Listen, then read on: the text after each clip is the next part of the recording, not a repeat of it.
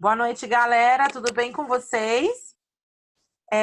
Hoje nós vamos continuar a nossa realidade virtual com a nossa aula, com a nossa videoaula. E hoje nós temos uma videoaula um pouco diferente daquela que nós começamos, porque ela é um pouquinho mais longa, tá? E nós vamos falar hoje, então, de sistema digestório, tá? Então, o nosso sistema digestório, ele é um sistema extremamente interessante, um sistema bonito de se falar, mas é um sistema um pouco mais longo do que os outros sistemas, né?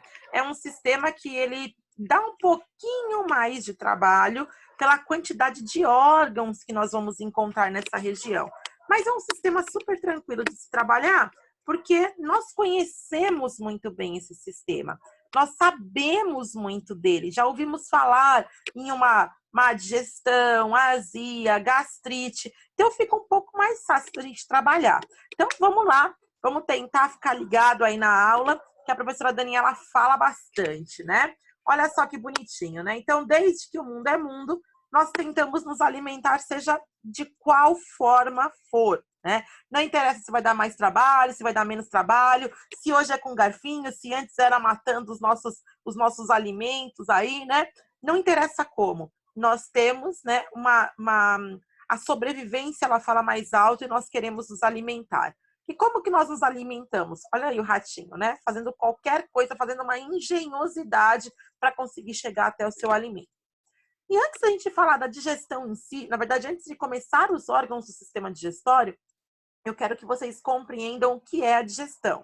Então, a primeira coisa, quando a gente fala, estou com má digestão, ou quando eu falo qualquer coisa sobre estou com fome, eu entendo por quê. Porque já está dentro do meu cotidiano. Mas o que é essa digestão? Olha a definição simples que eu coloquei para vocês. Que digestão é a transformação de uma macromolécula. O que é uma macromolécula? Uma molécula grande. Então, eu peguei um pedaço de carne inteiro e pus na boca. E aí eu começo a mastigar esse pedaço de carne, para que ele se transforme no quê? Em uma micromolécula. Eu quero que aquele pedaço grande se transforme em um pedaço muito pequeno. Mas tem que ser muito pequeno, a ponto de quê? Dele ser absorvido pelo meu intestino delgado numa porção chamada duodeno. Então, a minha digestão nada mais é do que a transformação de uma macromolécula em uma micromolécula. Se a minha molécula não for dissolvida, digerida, quebrada, tá? Porque o termo certo não é dissolver, é quebrar. Eu tenho que quebrar ela em tantos pedaços menores para que ela deixe de ser um alimento e seja agora um nutriente. O nutriente ele tem uma micromolécula. Essa micromolécula é que vai conseguir ser absorvida e aproveitada pelo meu corpo. Se eu não tiver essa absorção, eu vou evacuar ela. Então, se eu comer alguma coisa que meu organismo não conseguiu digerir, eu vou ter o quê? Eu vou ter a saída no bolo fecal dessa estrutura que eu ingeri e não tive digestão. Então, por exemplo, quando você come milho, se você não mastigar o milho direitinho, o milho vai sair no seu bolo fecal. Do mesmo jeito que se você comer uma moeda, se você comer uma tarraxinha de brinco, tá? O que não for digerível vai sair no seu bolo fecal. O milho, mesmo sendo um alimento, a capinha dele não é digerida pelo nosso suco gástrico, nem pelo nosso suco pancreático, nem pela nossa bile. Por consequência, se eu não mastigar e não tirar, né, aquele amido que está dentro da capinha, eu não vou aproveitar, ele vai sair inteiro. Então, eu tenho que transformar uma molécula grande em uma micromolécula para que ela seja absorvida e seja absorvida e, né, também aproveitada. Então, a hora que cai aqui no meu estômago, não interessa se vai queimar, o que vai acontecer, o que eu vou fazer. Não interessa qual é o malabarismo que meu estômago vai fazer, ele tem que quebrar em micromolécula. Quando ele quebra em micromolécula, ó, passou por vários processos aqui químicos e físicos do meu organismo para conseguir ser absorvido, e o que não é absorvido, aonde vai sair? Né? Ou vai ser absorvido e vai lá para o meu corpo todo, né? Uma parte vai ser filtrada, vai sair na forma do meu xixi, a outra parte vai sair em forma de bolo fecal, ok? Então, o que nós temos quando nós falamos de sistema digestório? Nós temos um tubo longo, nós temos um tubo musculoso, nós temos um tubo que da boca até o ânus tem de 9 a 12 metros aproximadamente, mas não é um tubo sozinho, ele está conectado aí, né, a órgãos anexos. Por quê? Só esse tubo de 12 metros não consegue realizar a digestão do alimento. Para conseguir digerir tudo, principalmente proteínas e gorduras, tem que passar também por um processo dos órgãos anexos, que nós vamos entender um pouquinho mais para frente, tá? Para que o meu alimento desça, para que ele consiga passar da boca, pelo órgão, pelo próximo órgão, que é a faringe, passar para o esôfago, passar para o estômago, para o intestino delgado, para o intestino grosso, nós temos que trabalhar com um movimento chamado movimento peristáltico, que vocês já devem ter ouvido falar, né? E nós denominamos isso como peristaltismo.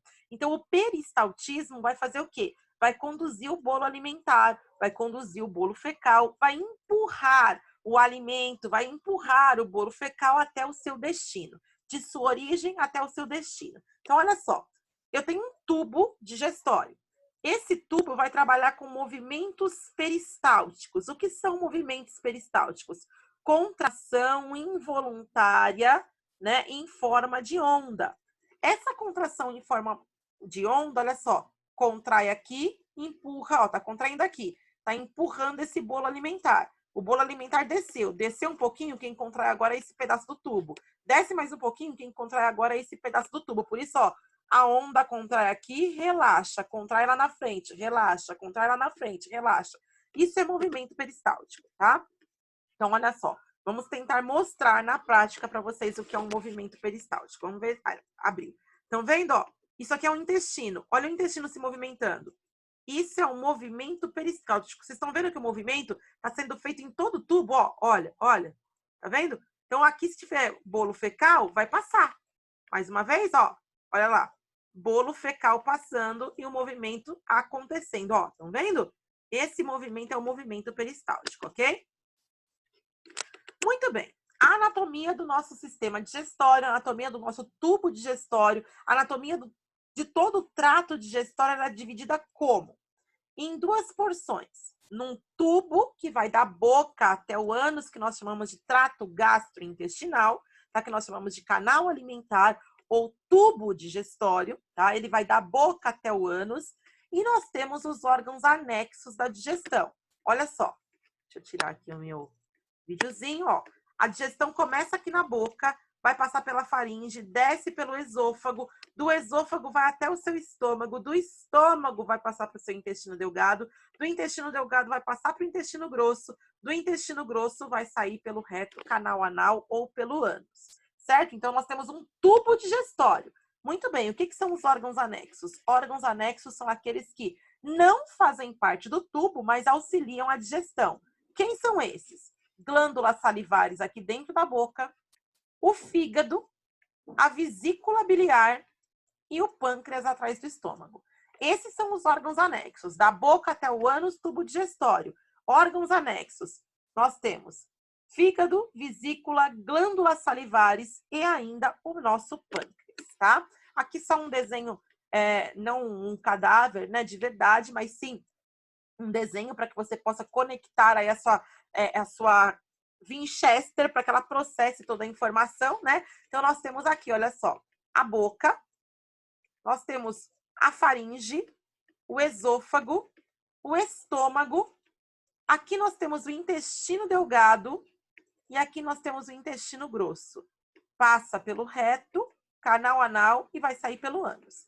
Quais são os órgãos anexos? As glândulas salivares, o fígado, a vesícula biliar e o pâncreas que está atrás do nosso estômago, ok? Nós vamos começar um estudo do sistema digestório, né, de todo o nosso trato gastrointestinal pela boca. E a nossa boca ela é dividida em duas partes. Que partes? Uma parte chamada vestíbulo e uma parte chamada cavidade bucal. Olha lá a bocona aberta para quem nunca viu uma boca, né? O que nós temos? Entre os lábios e os dentes, passa a língua aí, ó. Tá? E esse espaço nós chamamos de vestíbulo, tá? E aqui dentro nós temos, então, né, a nossa cavidade bucal. Opa, voltei o slide. Tem o vestíbulo, então, que é o espaço entre a gengiva e o dente, e lá dentro a cavidade bucal. Ótimo.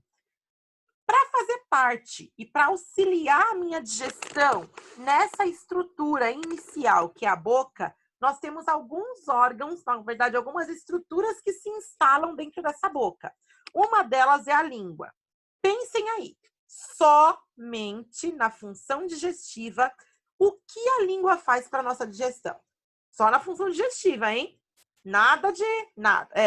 A língua, ela só vai empurrar o movimento para lá e para cá, né? Com o movimento dela, né? Ela vai empurrar o meu bolo alimentar para lá e para cá, para que ele possa ser homogeneizado, para que ele possa ser triturado melhor, né? Por outras estruturas que nós temos na boca. Outra coisa que a minha língua faz, ela proporciona o paladar. Então, é através da língua que eu tenho o movimento do bolo alimentar, né? Que vai homogeneizar de uma maneira mais fácil, e é através da língua que eu tenho, através, na verdade, das suas papilas gustativas, que nós temos a sensação do sabor, o paladar, tá? Olha só, a língua fica fixada no assoalho bucal, né? E nós temos aí, então, uma estrutura que manda o alimento para lá e para cá. Antes de entrar na anatomia dos dentes, o que eu quero dizer para vocês? Vamos voltar nesse desenho aqui da boca aberta.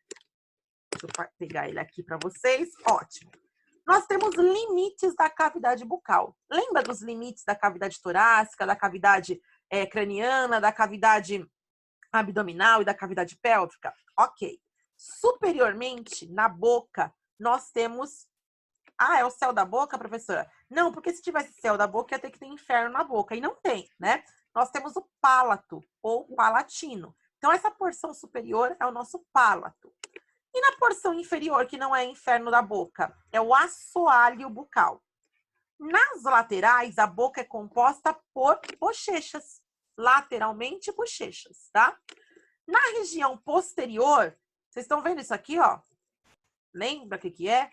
Ah, professora, eu sei o que é. O sininho, né? A goela. Então, essa goela, esse sininho aqui tem um nome. É úvula. E essa úvula não é o final da minha boca. Não é o que limita posteriormente, mas é esse contorno aqui, ó. Esse contorninho que parece um Mzinho aqui, ó, do McDonald's, ó, tá? Esse contorno nós chamamos de istmo das fauces. E esse istmo das fauces é que vai fazer com que o alimento saia da boca. Então, até o istmo das fauces, o alimento está na boca. Passou por ele, o alimento saiu da boca, tá? E em cima, pálato, e embaixo nós temos o assoalho bucal. Atrás, nós temos o istmo das fauces. Nas laterais, nós temos as bochechas. E anteriormente? Anteriormente, essa boca aqui tá aberta, não dá para ver. Mas olhem para mim. Não tem essa linha? O lábio superior, quando encosta no lábio inferior, ó, forma uma linha. Essa linha se chama rima bucal e limita a minha boca anteriormente. O que mais que eu tenho dentro da boca, professora? Eu tenho um órgão anexo, chamado glândula salivar. E a glândula salivar, nós temos 3. Nós temos as glândulas salivares que nós conhecemos como parótidas, as glândulas salivares que são as submandibulares e as glândulas salivares que são as sublinguais. Então, olha só, vamos lá. A parótida, ela está aqui perto do seu pavilhão auditivo, perto da sua orelha. É a maior das 3. A submandibular, ela está embaixo da sua mandíbula. É a de médio tamanho. E a sublingual, tá aqui, né? Ó, cadê a lingona? Opa. Aqui. Tá embaixo da sua língua. A sublingual tá aqui embaixo. E essa sublingual é aquela que de vez em quando você come muito rápido ou fala muito rápido, solta um jatinho de saliva. Quando ela solta aquele jatinho de saliva, foi porque você trabalhou muitas vezes com a mesma estrutura. Muito bem. Para que servem as glândulas salivares? As glândulas salivares servem para produzir saliva. E o que a saliva é, professora? A saliva, ela é uma enzima digestiva. Que enzima é essa? É uma enzima chamada de pitialina ou amilase salivar.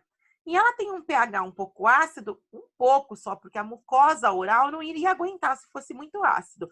Mas ela tem um pH um pouco ácido para quê? Para começar a digestão na sua boca. A saliva, ela serve para homogeneizar o alimento, tá? Ela serve para ajudar a misturar o alimento, ela serve para você deglutir esse alimento, para ajudar, porque imagina você comer alguma coisa seca, sem nada. Né? Eu preciso da saliva para deglutir o meu alimento. E o que mais? A saliva, como ela é ácida, por conta desse pH ácido dela, ela é um antisséptico para minha boca. Não é qualquer micro-organismo que consegue sobreviver dentro dela. Por isso a gente não está sempre intoxicado ou sempre com uma infecção. Muito bem. A minha saliva ela é produzida pelas minhas glândulas salivares para quê? Para tudo isso que eu falei e para iniciar a digestão do amido na sua boca. Gravem isso. O amido começa a ser digerido na sua boca. Tudo que nós comemos que tem amido já vai quebrar em micromolécula lá na boca.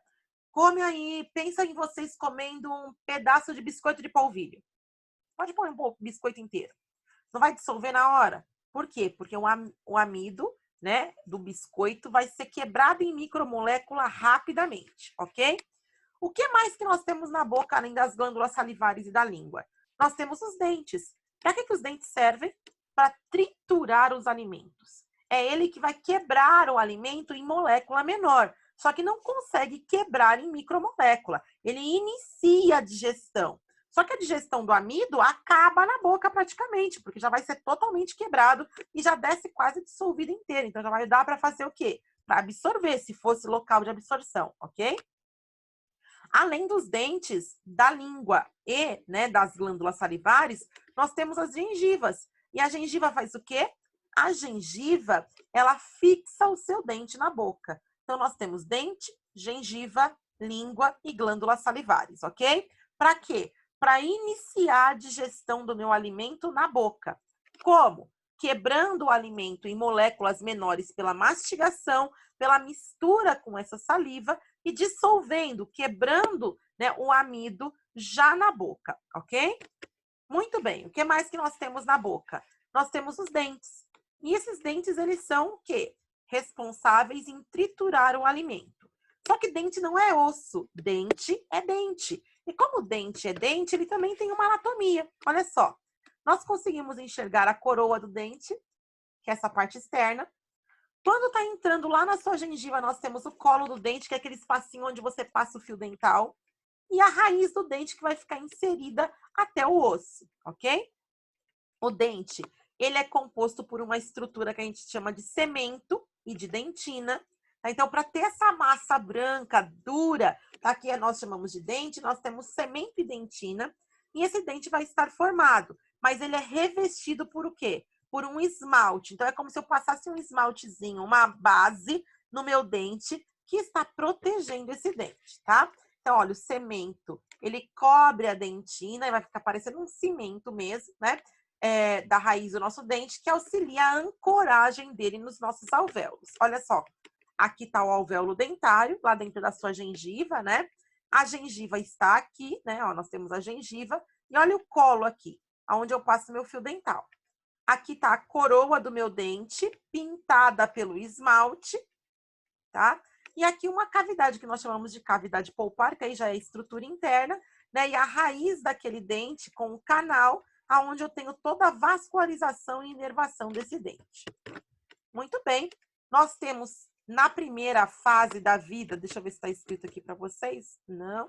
Na primeira fase da vida, nós temos 20 dentes. Na verdade, a gente nasce sem dente. Esses 20 dentes aparecem, nós chamamos de primeira dentição ou de dente de leite, tá? E depois esses dentes são substituídos, eles caem, né? Os outros vão substituindo. Nós chamamos de segunda dentição ou dentes permanentes. Os dentes permanentes, eles deveriam passar conosco toda a nossa vida. Quando isso não acontece, nós podemos fazer a terceira dentição, que são as dentaduras, as próteses, os dentes fixos aí que são colocados, ok? Então, nós temos os dentes que nós chamamos de incisivos, nós temos os caninos, nós temos os pré-molares, os molares e algumas pessoas têm dente do siso, outras já nem têm dente do siso mais, tá? Como eu disse para vocês, nós temos glândulas salivares. Essas glândulas salivares têm a função, né, de produzir a saliva, que é a nossa enzima digestiva, que nós já sabemos que é chamada de pitialina ou de amilase salivar, né? E as glândulas que nós temos salivares são a glândula parótida, perto do seu pavilhão auditivo, que é a maior de todas, a glândula submandibular, embaixo da sua mandíbula, de médio tamanho, e ali a glândula sublingual, que é a menorzinha das três, ok? Então, para não ficar uma aula de 233 minutos, né? O que nós vamos fazer? Nós vamos fixar a nossa aula de hoje. Como? Respondendo essas questões. Professora, quais questões? Olha aqui. O que é digestão? Defina os movimentos peristálticos. Quais são os órgãos que formam o tubo digestório? Cite os órgãos anexos da digestão. Defina os limites da cavidade bucal. Quais são as estruturas que compõem a nossa boca? Quais são as localizações das glândulas salivares? Defina a saliva e quais são as estruturas dos dentes. Pessoal, melzinho na chupeta a aula de hoje. Melzinho na chupeta os exercícios de fixação. Próxima aula, continuamos o tubo digestório, ok? Fiquem com Deus, continuem se cuidando, continuem se prevenindo, continuem tendo empatia uns com os outros, porque nós estamos precisando de mais amor, mais compreensão, estamos precisando de prudência e muitos cuidados. Um beijo para vocês, boa noite.